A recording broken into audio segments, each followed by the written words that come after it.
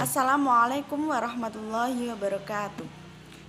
Perkenalkan, nama saya Lutfiatul Khairiyah dari kelas PGMI 2A. Di sini saya akan memaparkan hasil pengamatan dari pertumbuhan dan perkembangan biji kacang hijau selama 7 hari untuk memenuhi tugas ujian akhir semester mata pelajaran konsep dasar IPA yang diampu oleh Ibu Irma Nur Afqidah. Di sini saya akan menjelaskan sedikit tentang pertumbuhan dan perkembangan pada tumbuhan kacang hijau. Pertumbuhan merupakan proses pertambahan ukuran atau volume serta jumlah sel secara irreversibel atau tidak dapat kembali ke bentuk semula. Sedangkan perkembangan merupakan proses terspesialisasi sel menuju ke bentuk dan fungsi tertentu yang mengarah ke tingkat kedewasaan yang bersifat kualitatif atau tidak dapat dihitung dan irreversibel.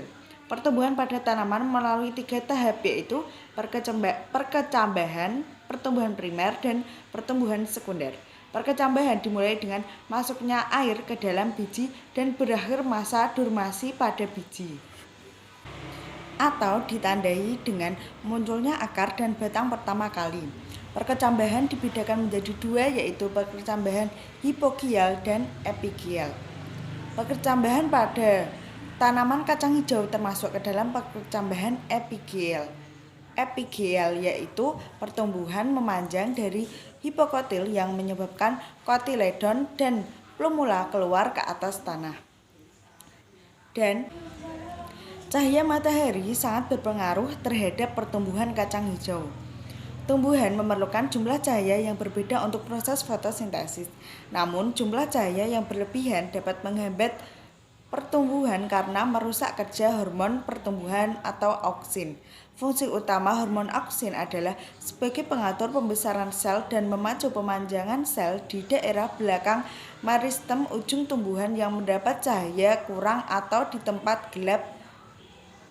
Maka itu akan terjadi pertumbuhan yang sangat cepat. Tetapi daun kecil dengan warna hijau muda dan batang akan berruas-ruas panjang atau etiolasi.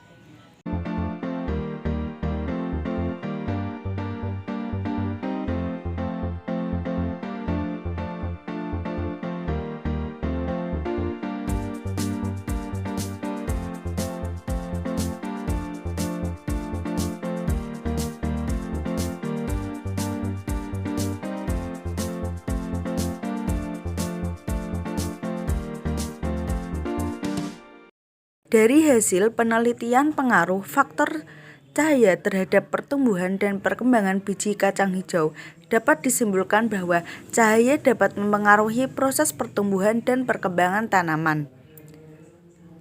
Biji kacang hijau yang terkena cahaya matahari secara langsung atau di tempat yang terang, pertumbuhannya lebih lambat, daunnya lebar dan tebal, berwarna hijau, batang tegak dan kokoh.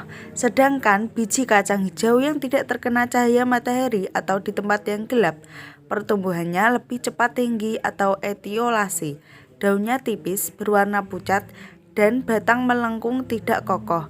Hal ini terjadi karena cahaya memperlambat atau menghambat kerja hormon auksin dalam pertumbuhan meninggi atau primer.